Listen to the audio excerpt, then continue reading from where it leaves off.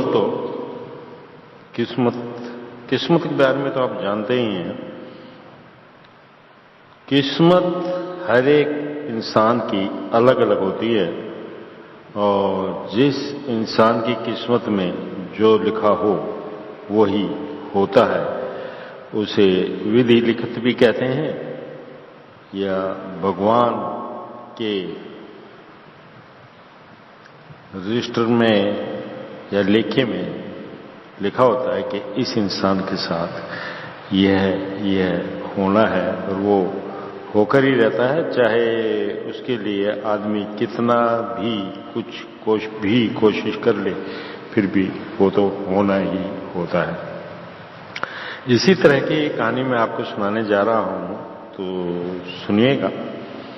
किसी जमाने में समुद्र के तट पर एक मलेच्छ राज्य था। उसका राजा कशीब हुआ। वह न्यूयॉर्क था। उसे समुद्र यात्रा का बड़ा शौक था। समुद्र के अनेक द्वीप उसके राज्य में थे।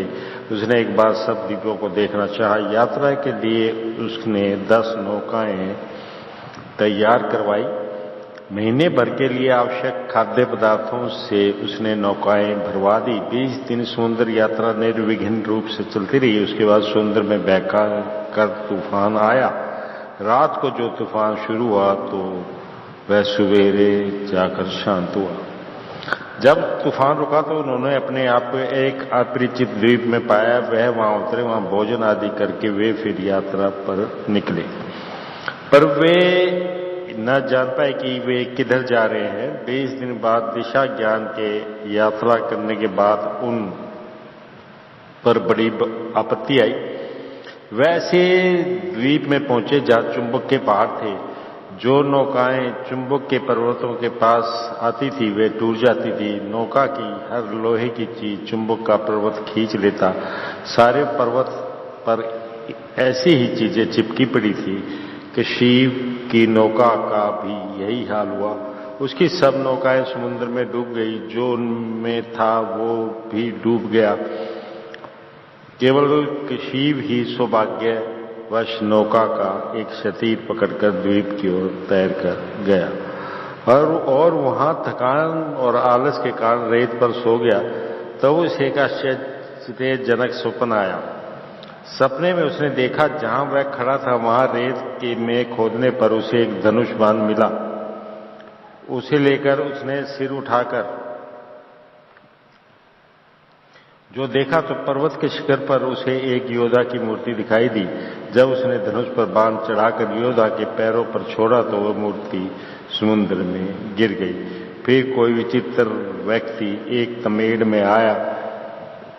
उसने उस व्यक्ति से बात ना की, तमेड़ में जा बैठा।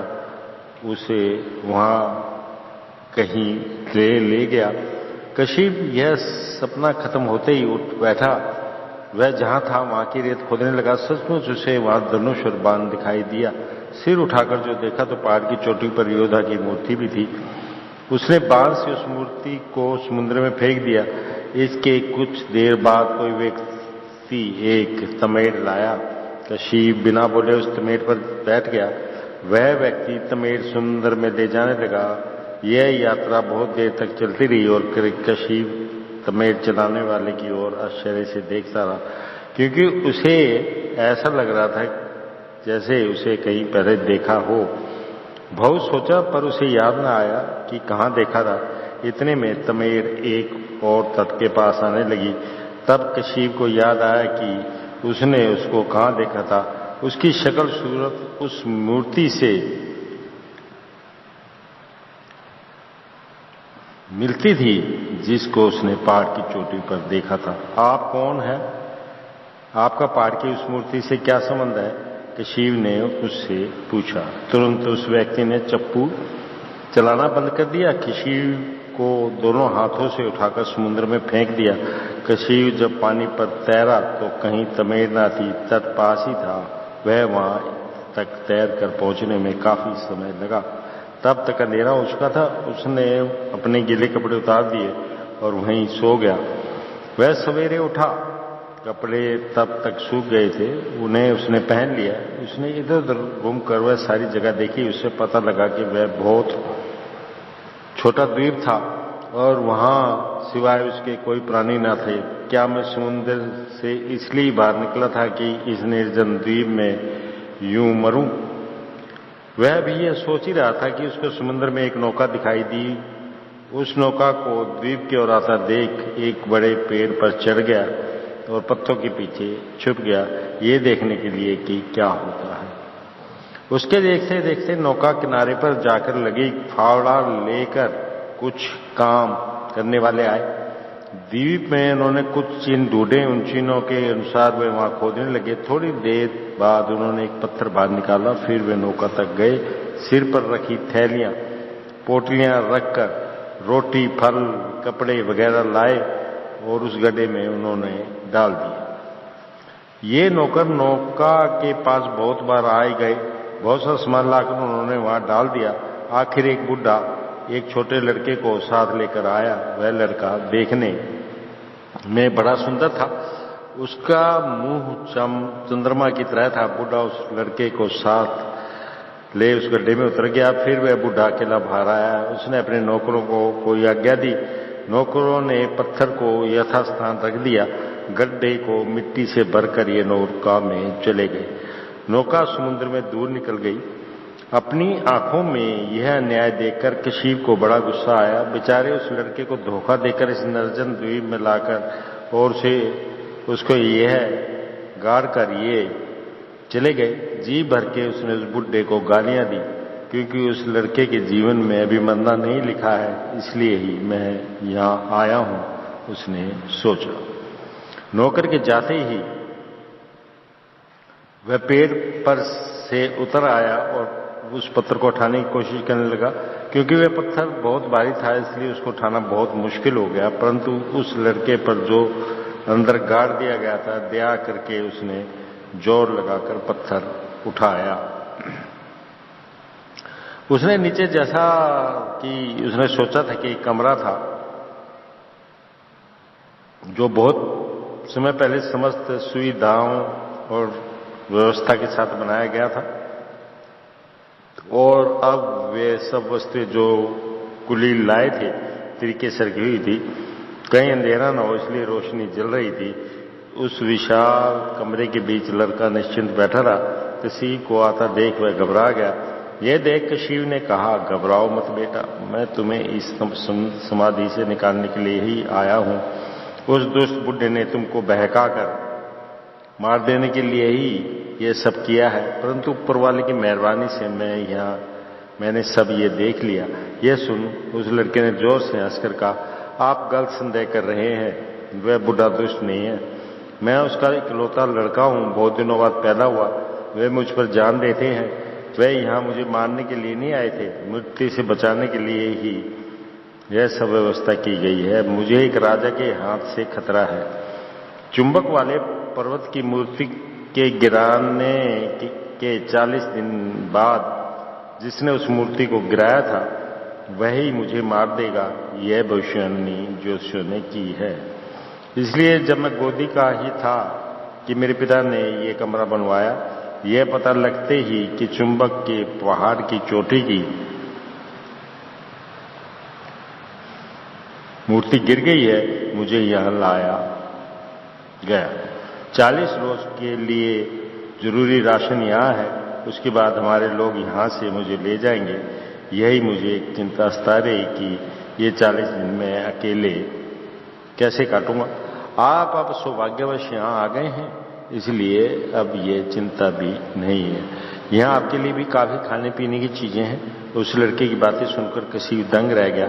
वह न अनुमान कर सका कि उसके कारण उस लड़के पर क्यों आपत्ति आने वाली थी, क्योंकि जब से उसने उसे देखा था उसके प्रति उसके मन में इतना वात्सल्य उमड़ आया था कि वह उसके लिए प्राण तक देने को तैयार था। उसने उससे यह कहकर कि वह कौन था उससे डरना ना चाहा, बल्कि जब तक उसके लोग वापस नहीं आ पाते उसके साथ रहकर गप्पे मारते राम से समय काटने का निश्चय किया। दोनों में दृढ़ स्नेह संबंध बन गए। उस कमरे में तरह तरह की खाने की चीजें रखी हुई थी, जिनको खाकर वो वहां समय व्यतीत करने लगे।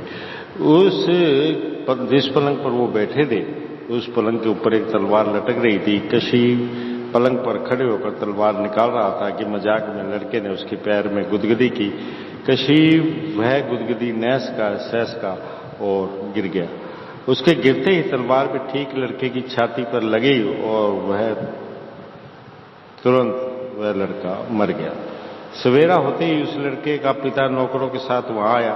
कशीफ ने चाहा कि वहां से भाग जाए, परंतु वह उस प्यारे लड़के को छोड़कर भी न जा सका। रात भर वह उस लड़के के शव पर पड़ा रोता रहा। आखिर वह उस कमरे से बाहर आया, पत्थर यथास्थान पर रखकर मिट्टी डालकर फिर पेड़ के पीछे जाकर छुप गया। जब वे लड़के के शव को उसके लोग ले गए तो वह जैसे तैसे द्वीप से चला गया। वेताल ने एक कहानी सुनाकर कहा, राजा कशीफ वहां से क्यों नहीं चला गया? जब उसे मालूम हुआ था कि उसके कारण उस लड़के पर आपत्ति आने वाली थी। क्या इसलिए कि उसको ज्योतिषियों के विषय में विश्वास न था, या इसलिए कि वह लड़के पर प्रेम करने लगा था, या इसलिए कि यदि वह चला गया तो उसके कारण उसकी मौत ना जाएगी? इन प्रश्नों का उत्तर तुमने जानबूझकर ना दिया तो तुम्हारा सिर टुकड़े टुकड़े हो जाएगा। इस पर विक्रमार्क ने कहा, मनुष्य के विश्वास कुछ भी हो, पर वह उसके आत्मविश्वास के समान नहीं है। कशीफ को उस लड़के को देखकर पहले तरस आया। जब उससे परिचय हो गया तो उसको उस पर वात्सल्य हो गया, क्योंकि वह जानता था कि उसने जानबूझकर उस लड़के से कभी कड़वी बात ना की थी। इसलिए वह उस लड़के को अकेला छोड़कर न गया। उसने यहां रहकर लड़के को बहुत सा आनंद दिया। उसके न जाने में कोई गलती नहीं है। कोई तब न चिंता करे जब वह विधिवश दुष्ट हो जाए, पर यदि विधि उसमें कोई दुष्ट काम करवाए तो उस पर पछताने की कोई जरूरत नहीं है। राजा का इस प्रकार मौन भंग होते ही वेताल छब के साथ अदृश्य होकर फिर पेड़ पर जा बैठा। तो दोस्तों, देखा, विधि की लिखी हुई बातें हमेशा सच होती है, और किस्मत में जो लिखा हो वह भी पूरा हो ही जाता है किसी न किसी प्रकार और किसी न किसी तरह से। तो दोस्तों, आप भी अपनी किस्मत के बारे में सोचिएगा। बाकी मैं तो आपसे यही कहूंगा कि अगर मेरी कहानी अच्छी लगी हो तो प्लीज मेरा चैनल भी सब्सक्राइब कर दीजिए। मुझे भी थोड़ी बहुत खुशी मिल जाएगी आपके सब्सक्राइब करने पर मेरा चैनल। मिलता हूं फिर आपसे एक और नई कहानी लेकर जल्द ही।